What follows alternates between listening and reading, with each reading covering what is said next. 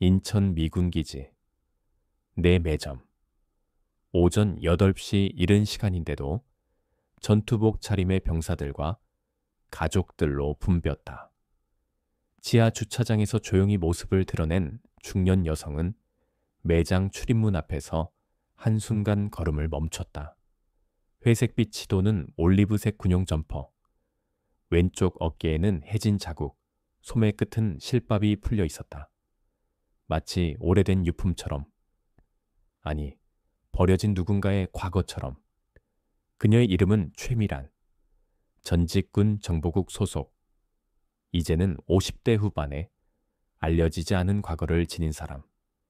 누구에게도 기억되지 않았고 누구도 알아보지 못하는 존재.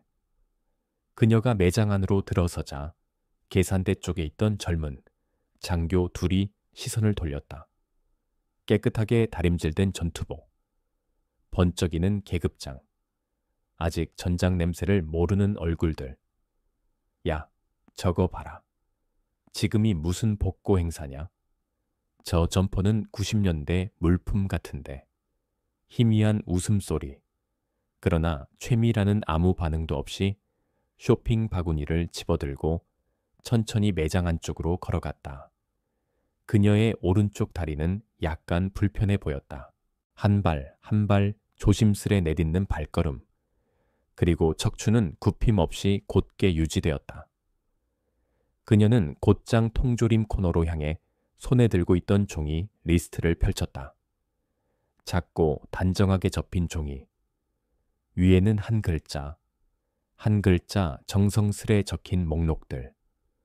그녀의 오른손 손목에는 수술 자국이 남아 있었고 손끝은 조심스럽게 각 통조림의 라벨을 더듬었다. 뒤편에서 들려오는 두 사람의 대화. 이번 야전 훈련 장비 보급은? 어때? 별 기대하지 마. 지난번처럼 없음 처리일걸. 그들 중 하나가 최미란을 힐끗 보더니 말했다. 저 사람 봐라. 증조 할아버지 옷장에서 꺼낸 거 아냐? 베트남전 참전자 복장인가? 인천 벼룩시장에서 샀겠지. 조용히 손을 뻗어 스파게티 면을 집는 순간 그녀의 소매가 흘러내려 손목 위 수술. 자국이 더 드러났다. 왼쪽 어깨가 순간적으로 들썩였다. 고통 때문이었다. 그녀는 아무 말 없이 면을 바구니에 담고 다른 통로로 이동했다. 그 순간 지갑 속에서 무심코 떨어진 작은 사진 한 장. 급히 집어넣은 그 사진 속에는 사막 위, 회색 헬기 옆에 선 5명의 병사들. 얼굴은 그림자와 고글에 가려져 있었고 헬기의 부대 마크는 의도적으로 지워져 있었다. 바로 그 순간부터 이 이야기의 진실이 조금씩 드러나기 시작했다. 냉장 코너. 최미라는 달걀 한 판을 조심스레 집어들었다. 장교들은 여전히 근처에 머물며 대화를 이어갔다. 그들의 관심은 이제 물건보다 그녀에게 있었다. 야, 너 그 얘기 들었냐? 저번 달에 어떤 남자, 특수부대 출신이라고 주장했는데 선발 절차도 모르더라. 요즘은 군복만 입으면 다 참전 용사야. 10% 할인 받으려는 거지 뭐. 그녀의 얼굴은 무표정했다. 하지만 바구니를 쥔 손등의 힘줄이 흰색으로 떠오를 만큼 굳어 있었다. 오른팔의 움직임은 부자연스러웠고 오래된 부상의 흔적이 뚜렷했다. 계산대 앞 줄이 길어질 무렵 두 장교는 일부러 그녀 가까이 다가섰고 일부 병사들이 그들의 말장난에 귀를 기울였다. 이런 사람들 특징 알지? 작전명도 말 못하고 서류도 안 보여주고 그냥 비밀이라고만 하지. 군복 입고 연기하는 사람들 말이야. 이건 사기지. 최미라는 조용히 카운터에 물건을 올렸다. 계산대 직원은 저녁 자용 모자를 쓴 노년의 남성. 아마도 예비역 상사였다. 그의 눈이 그녀의 점퍼 왼쪽 가슴 위를 스쳤다. 아무 마크도 없는 듯 보였지만 익숙한 사람에게는 낡고 달아빠진 천 위에 실밥의 흔적이 보였다. 그는 아무 말 없이 조용히 물건을 스캔했고 그녀는 낡은 지갑에서 현금을 꺼내 조심스레 계산했다. 좋은 하루 되십시오. 감사합니다. 그녀의 목소리는 조용했지만 단호했다. 그날 아침 그녀가 처음으로 입 밖에 낸 말이었다. 계산을 마친 뒤 그녀는 매장 안쪽의 고객센터로 향했다. 퇴역군인 척. VBA에서 보낸 서류 처리를 위해 기지 내 주소를 다시 확인받아야 했기 때문이다. 3개월마다 반복되는 과정. 그러나 그 주소는 시스템에 오래 남지 않았다. 줄은 느리게 움직였다. 그녀는 조용히 오른쪽 다리의 하중을 줄이기 위해 자세를 바꾸었다. 머릿속에는 또 다른 아침이 떠올랐다. 22년 전 페르시아만 인근 작전지. 거센 모래바람. 타는 듯한 항공유 냄새. 그리고 무정이 넘어 들리던 다급한 외침. 캡틴. 최. 이탈 시간 창이 닫힙니다. 지금 아니면 없습니다. 그녀는 무언가를 붙잡듯 눈을 감았다. 그 순간 고객센터 직원이 그녀를 불렀다. 다음 분 도와드릴게요. 최미라는 조용히 앞으로 나섰다. 고객센터 안쪽 창구에는 신원 확인 및 주소지 등록이라는 작은 표지판이 붙어 있었다. 데스크 너머에는 젊은 여성 직원이 앉아 있었다. 유나람이라는 이름표가 단정히 달려 있었고 그녀는 프로토콜대로 미소를 지었다. 어떤 도움을 드릴까요? 기지 내 주소지 확인 요청입니다. 최미라는 말 없이 신분증과 서류가 든 작은 회색 폴더를 건넸다. 유나람은 곧바로 키보드에 무언가를 입력하다가 멈췄다. 현역이신가요? 혹은 가족이신가요? 전역자입니다. 그럼 보훈증이나 DDE 책사 전역 확인서를 보여주셔야 하는데요. 최미라는 미리 예상했다는 듯 고개를 끄덕이며 말했다. 제 작전 경력은 일반 분류가 아닙니다. 국방부에서 발급한 확인서를 대신 제출합니다. 그녀는 회색 폴더를 열어 특수 지정 문서가 포함된 봉투를 내밀었다. 유나람은 잠시 주저하며 봉투를 들여다봤다. 도장을 확인하고도 당황한 듯 주변을 살폈다. 죄송하지만 이런 서류는 매뉴얼에 해당 절차가 없습니다. 담당자를 불러야 할 것 같아요. 그 순간 고객센터 바깥에서 다시금 익숙한 목소리가 들렸다. 아까 매장에서 그녀를 조롱하던 두 장교가 창구 근처에 다가와 있었다. 겨우 주소지에 등록하면서 국가기밀 들먹이네. 다들 똑같지. 연기하다 들통나면 슬쩍 사라지겠지. 말은 낮았지만 고의적으로 들리게 했다. 주변에서 또 몇 사람이 시선을 보냈고 창구 옆 다른 직원마저 고개를 돌렸다. 잠시 후 유나람의 상급자, 40대 초반의 실무형 여성 관리자가 다가왔다. 문서를 검토하던 그녀의 눈썹이 좁게 찌푸려졌다. 죄송하지만 이런 식의 특수 확인서는 저희가 접수할 수 없습니다. 전산 시스템상 표준 증빙이 필요합니다. 이게 제가 제출할 수 있는 유일한 공식 서류입니다. VA에서 이걸 갖고 이곳에서 주소지를 먼저 확인받으라 했습니다. 그 지시를 이행 중입니다. 최미라는 조용히 말했다. 관리자는 마치 예상이라도 했다는 듯 고개를 저었다. 그럼 VA 본청에 직접 가셔야 할 것 같습니다. 저희 시스템에는 반영이 불가능합니다. 대화가 반복되는 사이 고객센터 내부에는 묘한 정적이 퍼졌다. 사람들은 그녀를 쳐다보았고 두 장교는 그 틈을 놓치지 않았다. 이거 봐, 역시나 없는 작전, 없는 서류, 없는 기록. 이런 사람들 사실은 아무것도 안 한 거 알지? 주변에서 작게 웃음이 퍼졌다. 그 순간 최미란이 폴더를 닫으려 할 때 잠시 열렸던 안주머니에서 금속이 빛났다. 어두운 곳에서도 반사되는 작고 둥근 코인. 단순한 기념품이 아니라 극비 작전 참전자만이 수여받는 비승인 특수부대 코인이었다. 아무도 그것을 제대로 보지 못했다.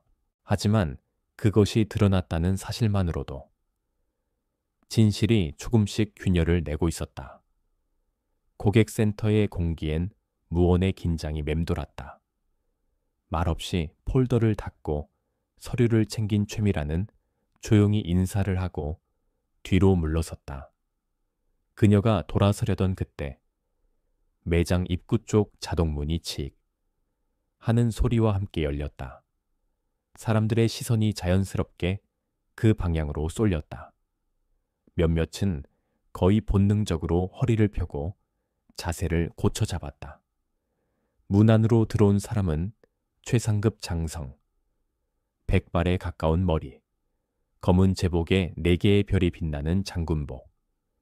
그는 다급한 듯 서류를 검토하며 보좌관 둘과 함께 이동 중이었다. 한 손엔 서류가, 다른 손엔 스마트패드. 표정은 냉정했고 말투는 단호했다. 오후 전까지 이 계산 다시 올려 예산위원회엔 숫자가 먼저다. 예, 장군님. 최미라는 반사적으로 몸을 살짝 옆으로 비켜섰다. 장성급 인물이 지나갈 때 대부분의 민간인은 자동적으로 피하기 마련이다. 그녀도 평소처럼 그렇게 하려 했지만 그 순간 그 장군, 박태준 대장의 시선이 잠시 그녀의 상반신을 스치고 지나가던 찰나 그의 발걸음이 멈췄다. 단 1초. 그러나 그 정지는 마치 시간 전체를 멈춘 듯 했다. 그는 한 발자국도 더 나아가지 못했다. 손에 쥐고 있던 서류를 내려다보지도 못한 채 그의 눈은 오직 한 곳. 그녀의 낡은 군복 가슴 위. 거의 지워진 자수의 흔적에 고정되어 있었다. 그 순간 그의 보좌관 둘은 몇 걸음 앞서가다가 장군이 멈춰 선 것을 눈치채고 급히 돌아섰다. 장군님. 그러나 박태주는 말이 없었다. 그는 조용히 허리를 펴고 정면을 응시한 채 경례를 올렸다. 절대 있어선 안 될 상황. 비공식 장소. 민간 복장의 대상자. 규정상 있을 수 없는 이례적인 행위. 고객센터 전체가 순간 정지한 듯 고요해졌다. 계산대 직원들도 병사들도 조용히 고개를 돌렸다. 그리고 조롱하던 두 장교조차 표정이 굳었다. 최미라는 처음엔 얼어붙은 듯 서 있었다. 그러나 잠시 후 마치 훈련받은 반사 신경처럼 왼손에 들린 쇼핑백을 오른손으로 넘기고 정확한 각도로 완벽한 경례를 되받아쳤다. 그녀의 몸짓은 낡은 점퍼와는 어울리지 않게 정밀하고 단단했으며 한치의 흔들림도 없었다. 그 순간 박태준 대장이 입을 열었다. 최미란 대위, 스펙터 작전 03 트론. 그 말은 동시에 확인과 암호, 기억과 검증이었다. 잠시 숨을 들이켠 후 최미란이 대답했다. 네, 장군님. 임무 종료 후 22년이 지났습니다. 침묵 속에서 마주한 두 사람. 하나는 대한민국 육군의 최고위 장군, 다른 하나는 잊힌 대위, 존재하지 않는 기록의 주인공. 박태준 대장은 천천히 손을 내리고 최미란의 눈을 똑바로 바라보며 말했다. 복귀 후 당신 부대는 기록에서 완전히 사라졌지. 3대 헬기, 추락 교전 사망자 발생. 우린 그저 기술적 회수 성공이라는 한 줄만 남겼네. 주변의 시선이 점점 모이기 시작했다. 처음에는 호기심, 곧이어 낯선 경외감. 2명의 장교는 굳은 표정으로 조용히 서 있었고 계산대 근처에 있던 베테랑 출신 병사 몇 명도 자세를 고쳐 앉았다. 그 누구도 방금 전까지 그녀를 조롱하던 분위기를 더 이상 이어갈 수 없었다. 박 장군은 보좌관에게 고개를 끄덕여 자리를 벗어나게 하고 조용히 그녀에게 말했다. 미란 대위, 여기서 얘기하긴 어렵겠군. 내가 커피 한 잔 대접하지. 그녀는 잠시 머뭇거리다 고개를 끄덕였다. 영광입니다, 장군님. 그들이 나란히 매장 안쪽 작은 카페 공간으로 걸어 들어갈 때 사람들은 마치 누군가에게 길을 열어주듯 조용히 비켜섰다. 그 정적 속에서 존재를 의심받던 여인이 이제는 모두의 시선 속에서 걸었다. 작은 2인용 테이블에 마주 앉은 둘. 주문은 간단했다. 블랙커피 2잔. 병사 한 명이 긴장한 표정으로 커피를 내려놓고 사라지자 박 장군이 조용히 몸을 앞으로 기울이며 입을 열었다. 내가 늘 궁금했지. 그날 이후 작전 브리핑. 마지막 날 이후 도대체 무슨 일이 있었는지. 최미라는 손가락으로 종이컵을 천천히 굴리며 말했다. 그건 원래 누구도 몰라야 했던 이야기입니다. 하지만 지금은 이제는 이야기해야 할 때인지도 모르겠습니다. 그녀의 목소리는 낮았지만 단단했다. 오랜 세월, 목소리도 감정도 숨긴 채 살아온 흔적이 그 울림에 담겨 있었다. 카페 한켠, 지금도 한쪽 다리를 조금씩 쉬어가며 앉아있는 최미라는 잠시 눈을 감았다. 눈꺼풀 뒤로 퍼지는 모래먼지, 엔진 소리, 무정의의 잡음. 그날 밤 우리는 6명이었습니다. 이란 국경 인근 작전지. 대통령급 외교 인사를 포함한 민간 외교팀이 무장 세력에 포위되어 있었습니다. 그녀의 말은 끊어지지 않고 이어졌다. 조용하지만 생생하게. 전장의 공포와 전략적 판단, 동료들의 얼굴, 그리고 그들의 결심. 탈출 지점은 2군데, 하나는 북쪽의 예비 착륙 지점, 다른 하나는 우리가 만든 가상 회피 경로. 당시 우리 팀장은 서대령 다니엘 켈러란, 작전명 칼리번이었습니다. 박태준 장군의 눈이 좁아졌다. 그 이름은 그도 기억하고 있었다. 문서에는 훈련 중 실종으로 처리된 이름. 그는 마지막까지 남았습니다. 우리가 외교팀을 이동시키는 동안 그는 후방을 혼자 맡았습니다. 퇴로가 확보되면 복귀하라는 명령을 남기고 최미란의 시선은 테이블을 응시하고 있었지만 그녀의 눈동자는 멀리 있었다. 총성이 사라진 땅, 마지막 교신, 그리고 아무도 오지 않은 대피 헬기. 그가 입었던 점퍼, 그게 지금 제가 입고 있는 이 옷입니다. 그의 신분증과 인식표는 가족에게 훈련 중 사고로 보내졌지만 이 점퍼만큼은 저에게 돌아왔습니다. 박태준은 천천히 고개를 끄덕였다. 나는 그가 끝까지 싸운 줄 알았지만 확신은 없었지. 아무도 말해주지 않았으니까. 그건 제 몫이었습니다. 비공식 작전, 비공식 사망, 비공식의 기억. 우리는 그렇게 살아야 했고 그 기억은 제가 지켜야 했습니다. 잠시 정적이 흘렀다. 창밖으로 군용 차량이 지나가고 기지 방송에서 알림이 울렸다. 하지만 그 순간 그 작은 카페, 테이블 위에 진짜 전쟁의 조각이 놓여 있었다. 기록되지 않은 역사, 이름조차 지워진 사람들의 이야기. 커피 잔 가장자리에 입김이 닿을 만큼 고요한 공간. 박태준 장군은 고개를 떨군 채 점퍼 가슴팍 위에 바랜 실밥 자국을 바라보았다. 그게 그 흔적이었군. 지금은 거의 보이지 않지만 한때는 분명히 존재했던 그 스펙터의 문장. 최미라는 천천히 고개를 끄덕였다.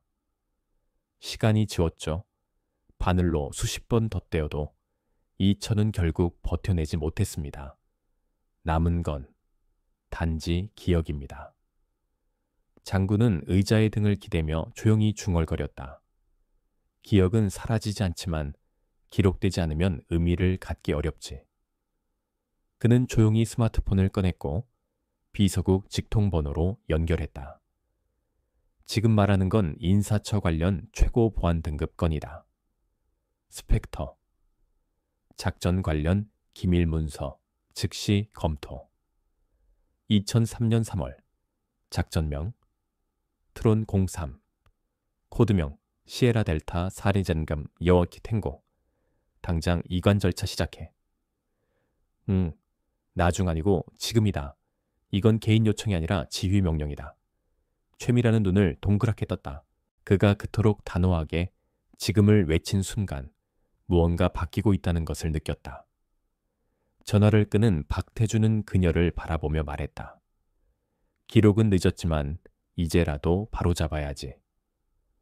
그날 당신과 팀이 없었다면 우리는 지금 이 테이블에 앉아 있을 수도 없었을 테니까. 그 말에 최미란의 얼굴이 미세하게 떨렸다. 말로 표현되지 않았던 수십 년의 감정이 그 한마디의 균열을 일으킨 것이다. 감사합니다, 장군님. 그녀는 조용히 말했다. 그 말 한마디 듣기까지 22년이 걸렸습니다. 조용한 카페 안, 박 장군과 최미란 앞에 잠시 머뭇거리던 그림자 둘이 나타났다. 바로 아까까지 그녀를 조롱하던 두 장교였다. 이제는 군복의 주름보다 그들의 표정이 더 무겁게 느껴졌다. 그중 키가 큰 장교가 먼저 입을 열었다. 장군님, 대위님, 말씀드릴 수 있는 기회를 주신다면? 박태준 장군은 고개를 돌려 최미란을 바라보았다. 결정은 그녀에게 있다는 듯한 눈빛. 그녀는 짧게 고개를 끄덕였다. 그제야 장교는 다소 떨리는 목소리로 말했다. 저희는 오늘 아침 행동에 대해 진심으로 사과드립니다. 변명할 수 없습니다. 저희가 본 것은 외양뿐이었고 듣지도 묻지도 않았습니다. 그 옆에 있던 다른 장교도 말을 이었다. 저희는 군인이 가져야 할 존중과 분별을 망각했습니다. 특히 지금처럼 기록되지 않은 복무를 가볍게 여긴 것. 참회합니다. 최미라는 두 사람을 바라보았다. 마치 무언가를 꿰뚫는 듯한 시선이었다. 그녀는 고개를 숙이지도 그들을 나무라지도 않았다. 당신들이 몰랐던 것은 잘못이 아닙니다. 모르면서도 조롱했다는 것이 잘못이죠. 하지만 알아차린 후엔 행동이 달라져야 합니다. 장교들은 고개를 깊이 숙였다. 그 순간 박 장군이 조용히 입을 열었다. 자네들, 오늘 배운 건 보고서에 쓰지 않을 테니 가슴에 새겨두게. 이건 전술이 아니라 존재에 대한 예의야. 네, 장군님. 두 사람은 동시에 대답했고 거기엔 더는 과장된 자신감도 방어적 태도도 없었다. 그들이 물러나자 주변에서 무심코 지켜보던 병사들. 몇몇이 조용히 고개를 숙였다. 매장 안엔 예전과는 다른 기류가 흐르고 있었다. 존중의 공기. 커피가 식어가던 그 순간 최미라는 처음으로 진심을 담은 미소를 보였다. 짧고 조용했지만 그 미소는 마치 지난 22년 동안 얼어붙었던 어떤 감정의 결빙이 서서히 녹기 시작한 증거 같았다. 며칠 후 인천 미군기지 내 행정동 복도 끝쪽 회의실에선 전례 없는 문서 처리 회의가 진행되고 있었다. 보훈처, 국방부, 외교안보국까지 연결된 비공개 브리핑. 주제는 단 하나, 스펙터 작전의 일부 기록 복원 요청. 최미란의 의료 지원, 공로 인정. 작전 중 부상 경력. 모두가 그날 박태준 장군의 한 통의 전화를 계기로 다시 테이블 위로 올라온 것이다. 3개월 후 그녀는 다시 기지 내 PX마트를 찾았다. 여느 때처럼 단정한 옷차림. 하지만 이번에는 뭔가 달라져 있었다. 그 오래된 점퍼는 여전히 그녀의 어깨를 덮고 있었지만 왼쪽 가슴 위, 거의 지워졌던 부대 마크는 복원되었고 그 아래에는 조용히 빛나는 대통령 부대 표창핀이 꽂혀 있었다.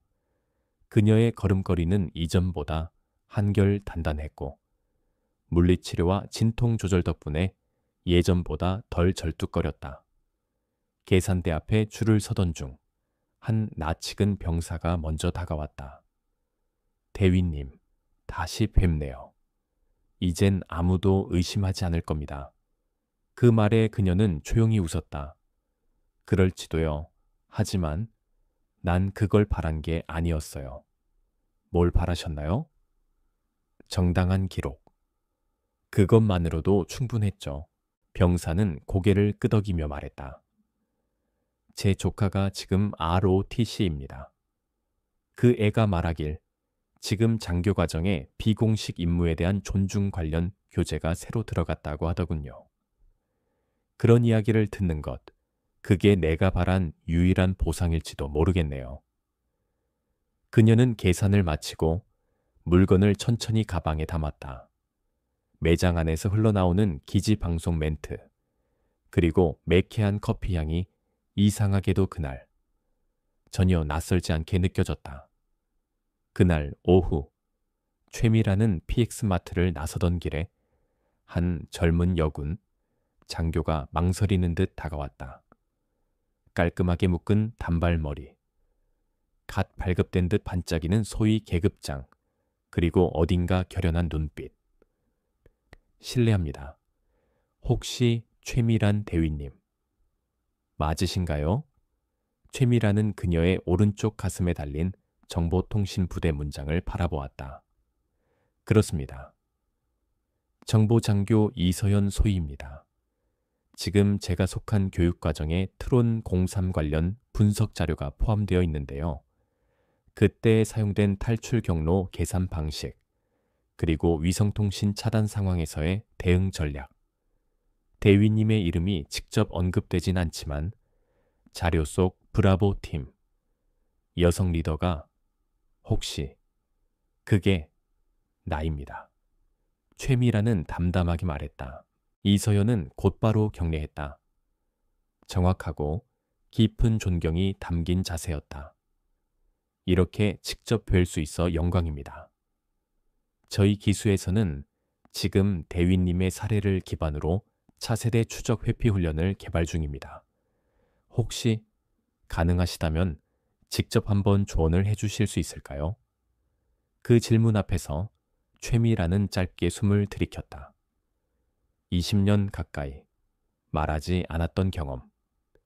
심지어 자신의 이름조차 없는 매뉴얼 속 정보.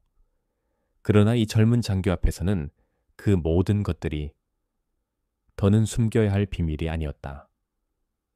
좋습니다. 단, 보안 지침에 어긋나지 않는 선에서.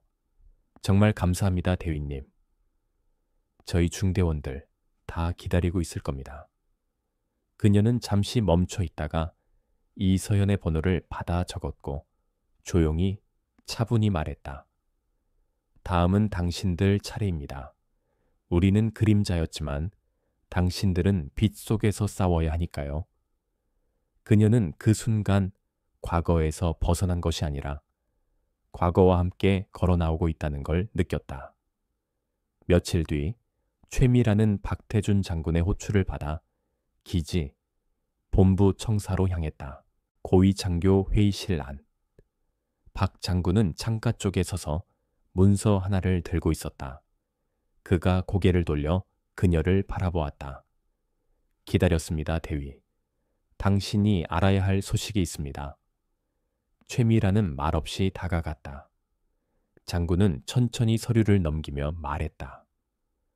우리가 요청한 기록 복원 과정에서 한 가지 중요한 인물이 확인되었습니다. 그가 꺼낸 이름은 로드리게스, 스펙터 작전 당시의 통신병. 그 이름을 듣자 최미란의 몸이 살짝 떨렸다. 그 아이는 마지막까지 전파를 붙잡고 있었죠. 적들이 근접했는데도 헬기 착륙 경로를 끝까지 조정했어요. 맞습니다. 그동안 전술 훈련 중 사고사로 처리되어 가족에게도 진실이 전달되지 않았지만 이제 부분적인 사실이 공유됩니다. 그의 딸이 다음 달 은성훈장 실버 스타를 대리 수여받을 예정입니다. 최미라는 잠시 말없이 눈을 감았다. 그 아이, 그때 겨우 22살이었어요. 그의 딸은 지금쯤 26살입니다. 간호학교에 다니고 있다고 하더군요. 그녀는 이제 자신의 아버지가 조용한 영웅이었다는 걸 알게 됩니다. 박 장군은 천천히 말했다. 그 수여식에 당신이 참석해 주셨으면 합니다. 팀의 마지막 생존자이자 그 아이가 마지막으로 본 사람으로서 최미라는 말없이 고개를 끄덕였다. 물론입니다. 그건 제 의무입니다. 조용한 회의실에 오래된 이름이 다시 살아났다. 종이 위에 다시 새겨진 기록은 단순한 문서가 아니었다. 그건 무명의 존재들에게 되돌려준 역사였고 그녀가 수십 년간 혼자 짊어져온 책임의 한 조각이기도 했다. 수여식 당일 미국령 하와이 오아후 기지에서 열린 작지만 엄숙한 행사. 태극기와 성조기가 나란히 걸린 연단 앞. 군악대는 짧고 낮은 음으로 시작된 전통 경례곡을 연주하고 있었다. 조용히 무대 뒤편에 서 있던 최미라는 손에 작은 검은 상자를 들고 있었다. 그 안에는 복원된 기록과 함께 전달되는 은성훈장, 실버 스타 1개. 행사 진행자는 마이크를 잡고 말했다. 다음은 스펙터 작전 중 사망한 통신병 루이스 로드리게스 상병에 대한 공식 공훈 수여식입니다. 무대 앞으로 한 젊은 여성이 나왔다. 검정 정장을 입고 떨리는 숨을 누르려 애쓰는 표정. 그녀가 바로 로드리게스의 딸이었다. 최미라는 천천히 무대 중앙으로 걸어나갔다. 기립해 있는 장교들과 병사들 사이를 지나며 그녀는 오직 한 사람을 바라보았다. 젊은 여성 앞에 섰을 때 최미라는 조용히 상자를 열었다. 당신의 아버지는 당시 우리 팀의 생명을 지킨 마지막 송신자였습니다. 그가 없었다면 저와 다른 외교관 4명은 이 자리에 없었을 겁니다. 그는 끝까지 무전을 포기하지 않았고 적의 포위망 안에서 20초를 더 벌어주었습니다. 그 20초가 모든 것을 바꿨습니다. 그녀는 메달을 조심스럽게 젊은 여성의 손에 쥐어주었다. 그리고 한 걸음 물러서 군인으로서의 경례를 다시 올렸다. 주변의 모든 인물이 그 경례에 따라 자연스레 자세를 바로잡았다. 잠시의 정적 후 여성은 고개를 숙이며 말했다. 감사합니다. 이제야 아버지를 제대로 알게 된 것 같아요. 최미라는 고개를 끄덕였다. 그녀의 눈가에 작지만 무거운 눈물이 맺혔다. 하와이 수여식을 마친 뒤 최미라는 다시 한국으로 돌아왔다. 그녀가 머무는 곳은 서울 외곽에 있는 한 작은 원룸. 좁지만 정돈된 공간. 벽 한켠에는 군용 코인과 오래된 사진이 걸려 있었다. 그중 하나, 해외 작전 중 찍힌 희미한 흑백 사진. 얼굴은 고글과 마스크에 가려져 있지만 그들만이 알아볼 수 있는 의미의 흔적이 남아 있었다. 최미라는 작은 테이블에 앉아 이서연 소희에게 보낼 발표 자료를 정리하고 있었다. 요청받은 주제는 고립 상황에서의 자율 탈출 전술. 그녀는 잠시 키보드를 멈추고 손등을 바라보았다. 오른손 손목의 흉터. 사막의 철제 잔해에서 벗어나던 순간 남은 흔적. 그 손으로 이제는 다음 세대에게 무언가를 남기고 있었다. 며칠 뒤 국방대 정보교육실. 수십 명의 정보장교 후보생들이 고요하게 강당을 가득 메우고 있었다. 무대 위 스크린에는 분리작전과 은폐탈출 프로토콜, 실전 사례 중심이라는 제목이 떠 있었다. 최미라는 조용히 강연대 앞으로 걸어나갔다. 민간인 복장이었지만 그녀가 걸어 나오는 순간 후보생들의 자세가 달라졌다. 그녀의 점퍼, 그 왼가슴에 달린 작은 문양이 그들의 시선을 멈추게 했고 그녀가 마주한 고요함 속엔 묵직한 기대가 서려 있었다. 여러분이 지금부터 들을 이야기는 교본에는 없습니다. 하지만 이 이야기들이 있었기에 오늘의 매뉴얼이 존재할 수 있습니다. 그녀의 목소리는 낮았고 발음은 또렷했다. 그리고 무엇보다 기록되지 않았던 사람들. 그들이 존재했다는 증거이기도 합니다. 강연이 끝난 뒤 후보생들은 조용히 자리에 앉아 있었다. 누군가가 손을 들고 질문했다. 대위님, 그때 함께했던 팀원들은 지금도 계신가요? 최미라는 잠시 숨을 고르고 눈빛을 낮추었다. 6명 중 지금 살아있는 건 저뿐입니다. 서 대령은 후방을 지키다 전사했고 통신병 로드리게스는 작전 중 숨졌습니다. 남은 둘은 작전 이후 수년간의 후유증으로 결국 병원에서 세상을 떠났습니다. 잠시 강당 안의 공기가 무거워졌다. 하지만 그녀는 곧 고개를 들고 목소리를 조금 낮췄다. 그들의 이름은 교과서에 없고 그들의 흔적은 시스템에 남지 않았습니다. 하지만 그들이 남긴 건 전술이 아닙니다. 그건 원칙, 그리고 책임이었습니다. 강당 뒤쪽, 박태준 장군이 조용히 들어섰다. 그는 뒷자리에 앉아 그녀의 말을 조용히 듣고 있었다. 여러분이 군인이 되는 이유, 단순히 작전을 수행하기 위해서가 아닙니다.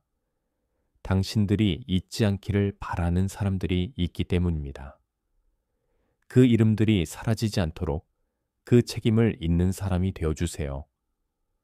강당 안의 조명은 낮게 깔렸고 박태준 장군은 조용히 고개를 숙였다. 그녀의 유산이 이제 다음 세대의 손에 넘어갔음을 그는 똑똑히 목격하고 있었다. 며칠 후 기지, 외부의 작은 공원, 서울 북부의 외딴 구릉지. 해가 뉘엿뉘엿 넘어가는 시간, 최미라는 오래된 상자를 꺼내 벤치에 앉아 천천히 열었다. 그 안에는 스펙터 작전 당시 동료들의 식별표, 낡은 지도, 송을시 메모, 그리고 끝까지 말하지 못한 편지들이 들어 있었다. 그녀는 그중 하나를 꺼내 작은 양초와 함께 바람막이 아래 놓았다. 바로 서 대령이 남긴 작전 전날 밤 써내려간 미처 보내지 못한 편지. 내용은 간단했다. 혹시 내가 돌아오지 못하면 이걸 대신 읽어줄 사람이 필요하다.